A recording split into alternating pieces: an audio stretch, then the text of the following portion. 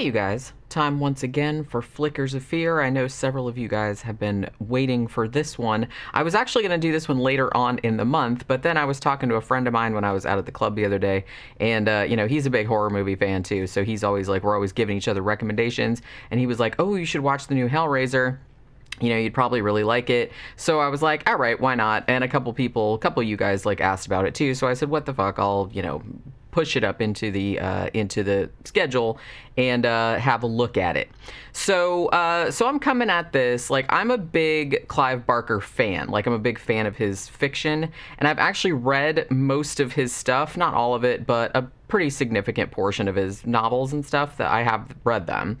But I find that most film adaptations of his books or stories really fall pretty short of these kind of fantastical grotesqueries that he like puts out in his work. There are exceptions to that. Obviously, 1992's Candyman was really, really good. I love that movie. And I actually have a soft spot for The Midnight Meat Train from 2008. I thought that was a really, really good adaptation of one of his short stories. So those are like rare exceptions. And obviously 1987's excellent Hellraiser, which was actually directed by Clive Barker himself, was also really, really good. And that was actually based on a novella that he had written in 1986 called The Hellbound Heart. Now, while I love the first Hellraiser movie, and Hellraiser 2 Hellbound is actually pretty damn good too if you haven't seen it. It's not as good as the first one, but it's like pretty fucking decent. I never really got into it as a franchise, and I don't think I bothered to watch any of the movies past the second one. I might have seen the third one, but I don't really like remember anything about it, so it didn't really make an impression. Now, from everything I've heard about the sequels, I was probably wise to just kind of jump off that train, because I didn't even know this until today, but the original Hellraiser movie got 9, count 'em, 9 sequels, many of which were made, they were just kind of like cash grab type stuff. The only reason they made them was so they could retain the rights to the original IP. So they just had to like put out a new Hellraiser movie every so often just so they could keep their hands on the rights, like the production company or however that works. I think, too, there's at least from what I could determine, after 1996's Hellraiser Bloodline, the movies, I don't think they were even originally written or intended as Hellraiser movies anymore. Basically, like the production company or the filmmakers or whatever would just take like some random horror script that was laying around, wedge Pinhead in there, call it Hellraiser whatever, and just call it a day, you know what I mean? Matter of fact, the most recent Hellraiser sequels, which was 2011's Hellraiser Revelations and 2018's Hellraiser Judgment, didn't even have Doug Bradley in them. And I'm actually surprised that Doug Bradley was in 8 of the things, because I didn't even like fucking realize that he was in that many. But after like 2011, he's like, yeah, I'm out. I think I'm done. But props to him. He's amazing. And of course, he originated that character, and it's just like such a great character, and he's so associated with it. But I haven't seen like the last 2 that he wasn't in, but I've seen stills from it, and the Pinhead in that looks really, really dorky, looks really goofy. So I don't, no shade on the actor or anything like that, and I don't know, maybe it's fine, but I don't know. The stills look like pretty... It is like the makeup is bad, too. Like, you can tell, like, it's really, really cheap. So, there's that. So what I'm trying to get at, I guess, is that the Hellraiser franchise has been ailing for quite a while. And so it seemed kind of like ripe for a reimagining. Now, Clive Barker, matter of fact, had apparently been thinking about remaking the original film as early as 2006, but for various reasons, nothing concrete really happened with it until 2019, when Spyglass Media Group got the rights to it, and they got the screenwriter/producer David S. Goyer on board. Now, he's done a lot of, he's, like I said, mostly a screenwriter, so he's done a lot of superhero type films like Batman vs. Superman. I think he did like a bunch of those type ones, but he also wrote the Blade trilogy and Christopher Nolan's Dark Knight trilogy, so probably like his best stuff there. So he came on board as a producer, and the script for this new Hellraiser was written by Ben Collins and Luke Piotrowski, who are the same team. I think I brought them up before when I was talking about another movie, but these are the same guys that wrote the screenplays to Super Dark Times, which I reviewed not too long ago, and The Night House, which I also reviewed not too long ago. And this was directed by David Bruckner, who co-directed The Signal, which is really good, The Ritual from 2017, which was also excellent, and he directed The Night House, which with Rebecca Hall, which I liked a lot. So they got kind of all that talent involved, and were finally able to bring a new Hellraiser to Hulu, the streaming service, in 2022. So is it any good, you may be asking me? Surprisingly, yes. I liked it quite a bit. It was actually much better than I was expecting. I mean, I guess I went into it with low expectations, and because my friend had told me, he's like, well, just go in, he's like, don't expect it to be the same movie as the old one, or they kind of like went a different direction with it, but he's like, it's still really good and it's really worth watching. So that's really the only expectation I had. That I said, oh, this will be pretty good. And it was pretty good. And like I said, better than I expected. Now, I have seen some reviews that refer to it as a remake or as another adaptation of the novella. That is absolutely not accurate. This new Hellraiser doesn't follow any of the characters or any of the plot beats from the Hellbound Heart, like, the original novella, or the 1987 adaptation of it. This movie, as I'm presuming some of the sequels did, because I'm not really sure, because I didn't see any of them past 2 and maybe 3, I'm not really sure, but I don't know what happened with the mythology past that point. But this actually follows a different set of characters who stumble across the iconic, Le Marchand configuration. So, I mean, that's really one of the best things, I guess, about the whole puzzle box conceit, is that this box is always kind of floating around out there in the world somewhere, and new people are always either, like, finding it, stumbling across it accidentally, or seeking it out deliberately, like knowing what it can do, so you can do a lot of stuff within those parameters. Now, this movie does go lighter on the whole sadomasochistic angle, which is understandable because, all of that imagery isn't really that shocking or transgressive as it absolutely was back in 1987. Because back in 87, when the original Hellraiser came out, nobody had made a horror movie with that imagery in it before. And obviously, but now, it's this many years later, everybody's seen that now, so it's not like shocking to anybody anymore. So they decided to go in a different direction with it, which obviously was like the best thing to do. But I will say this does have really good, like, relatable characters with some depth to them. At least, like, the main characters have some depth to them. I really liked the really cool updated Cenobite looks. And also, this was, like, much gorier than I was expecting. I don't know why I expected them to, like, tamp down the gore or the body horror, but they actually did, like, a pretty good job. Especially, like, I think the last bit. I don't want to, like, spoil it because this is, like, brand new, but the last bit, if you've seen it, you know what I'm telling. The last guy that gets, it's just really good. I really, really like the way that it looks. It's very, very visceral and, like, really cool. So what happens in this movie? There's kind of like an extended prologue, I guess, if you want to call it that. And this involves a depraved billionaire named Roland Voight and his interactions with the puzzle box. Like, he knows what it is, and he actually, like, sought it out for its intended purpose. So there's that. So after that, we kind of get into the main part of the story. So our main protagonist is named Riley, and she's played by Odessa Azayan. I guess I'm pronouncing that correctly. She's a recovering addict, and she lives in an apartment with her brother Matt and Matt's boyfriend Colin, and then they have another roommate named Nora. So they all, like, live in this big apartment together. Riley has also been on again, off again, seeing this guy, like, new boyfriend named Trevor, who Matt has a bad feeling about, mainly because Riley met him at one of her 12-step programs, and he's kind of, like, afraid that she's going to relapse, like, with him around, you know what I'm saying? But Riley insists that Trevor's a good guy, and she kind of, like, resents her brother's interference in her life, I guess. I have to say that Odessa Zion absolutely kills it in this role.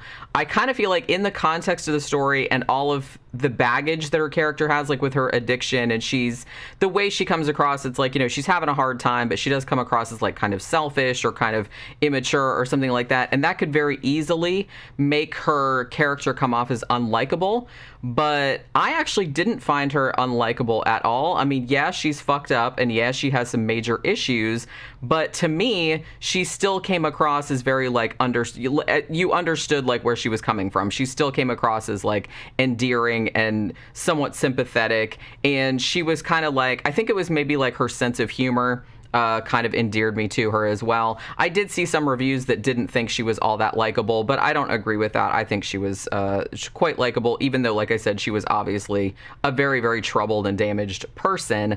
So I just want to, like, give a shout out to her, because it seemed like her acting performance here was, like, really, really genuine and really, really natural, and it really did help you it helped you see her as just, like, this is a real person who's, maybe doing some fucked up shit, but, she's a real person and she's hurting, and you kind of, like, empathized with her somewhat. So Trevor, just like Matt suspected, being a bad influence, Trevor convinces Riley, they're going to make some extra cash by breaking into this big, like, storage container, one of those big ones that's like a size of a train car type thing.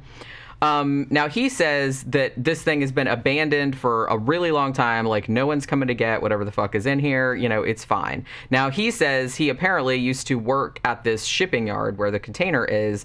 And he's like, all the shipments that came in that he saw, they all had all of these really expensive objects and antiques and shit like that, which had been purchased abroad by, like, super rich people and then, shipped over here. So, long story short, too late, they break into this massive container, and all that's in there is this little safe, like, right in the middle.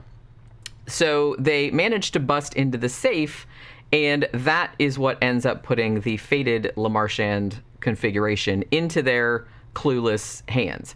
Now, Trevor kind of shrugs and says, well, it's got to be worth something. Otherwise, why would it be, like, locked up in here like this? So he tells Riley, why don't you hang on to it? I'm going to, like, talk to my contacts and stuff like that and see if I can negotiate some money, and we'll split it. Riley, meanwhile, falls off the wagon, and this causes a blistering argument between her and her brother ends up, like, kicking her out of the apartment. Apparently, she hadn't been paying the rent, too. Like, he's been covering her ass for, like, several months, and I guess it's just everything comes to a head, and he just can't take it anymore. He's like, just get the fuck out, get your shit, and get out of here. So she kind of goes on a little bit of a downward spiral, gets completely fucked up on booze and some pills that she had left over. I'm not sure exactly what they were. While she's doing that, she inadvertently makes the puzzle box, like, she's kind of fucking around with it, and it moves into one of its other configurations. And she starts freaking out as she gets her first glance of the Cenobites.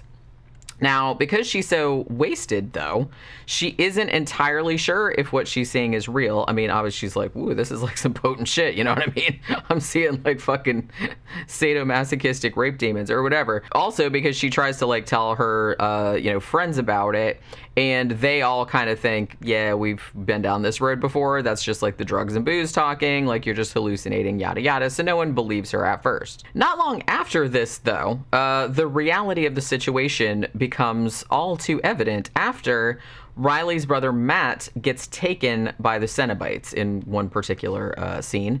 And so the rest of the movie is basically Riley going on this frantic journey of discovery, trying to figure out where did this box come from, who owned it before, like, what does it do, all this other kind of stuff, hoping that she can use this knowledge to bring her brother back from wherever the fuck, whatever hell dimension he got, like, sucked into. So, as I said, this movie is actually more of its own story taking place inside the Hellraiser universe, rather than a direct adaptation of the novella or a remake of the 1987 film. So I think you could technically say it was a sequel. Like I said, I didn't really see any of the later sequels, so I don't really know how that mythology, like, developed, and I don't know if this is, like, a complete reboot or it's just, like, a complete side mission, or I'm not really sure. You could totally see it as a sequel, though, but it is absolutely not an adaptation of the Hellbound Heart. The story is completely different. None of the characters are the same.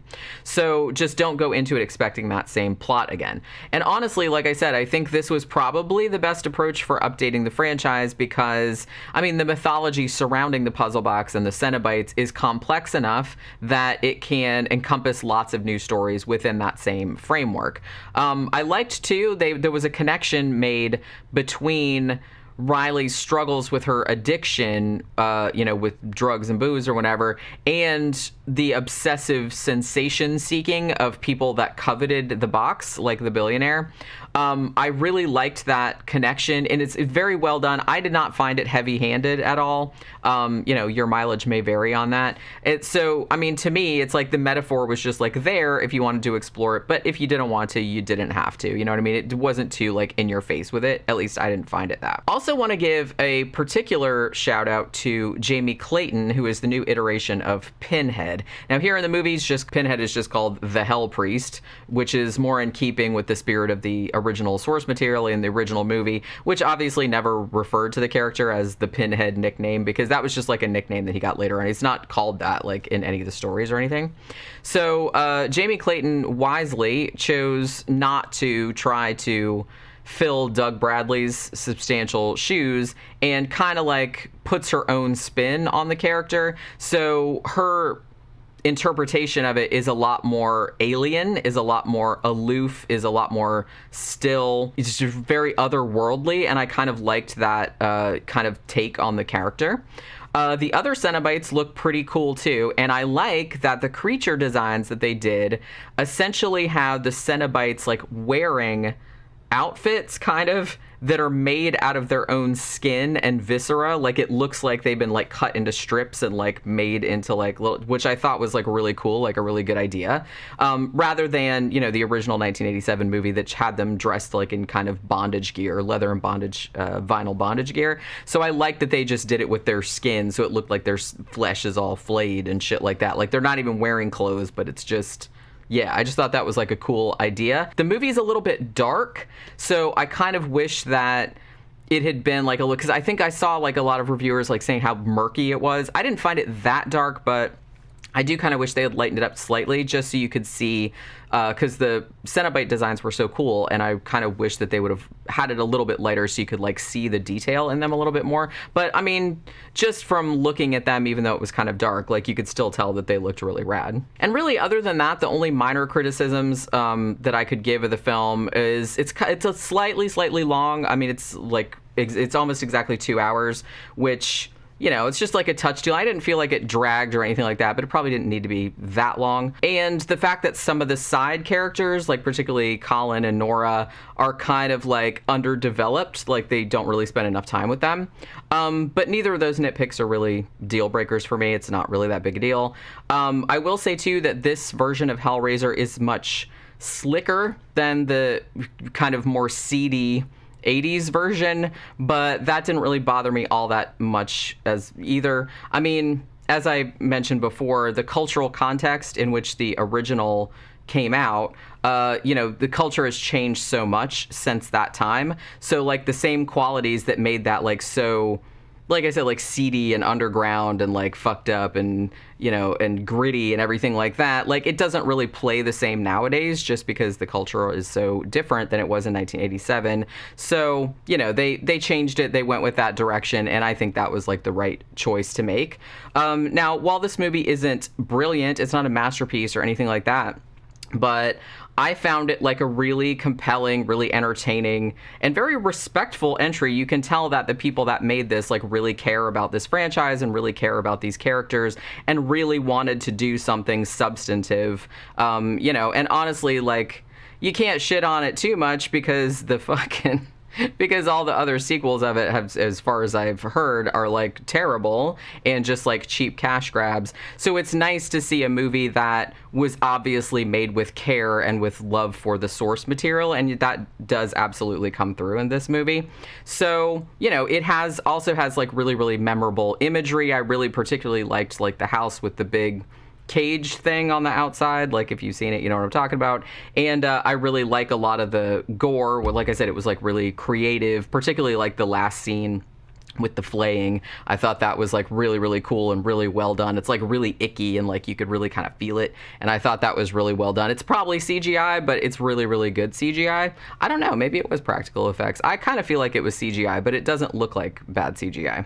But yeah, so let me know what you guys thought about the new Hellraiser in the comments, because I've been seeing, it seems kind of like a lot of people really, really didn't like it all that much. Some people, I haven't seen anybody like love it, but a lot of people were like, oh, hey, that was like pretty good, which is where I'm at. Like, I don't know if I loved it, but it was pretty damn good, and it was like way better than I was expecting it to be. But I have seen like some reviewers that didn't like it for one reason or another. So I'm kind of curious as to what you guys thought about it if you saw it. So let me know in the comments, and that'll do it for this Flickers of Fear. I'll see you guys again on the next one. Bye.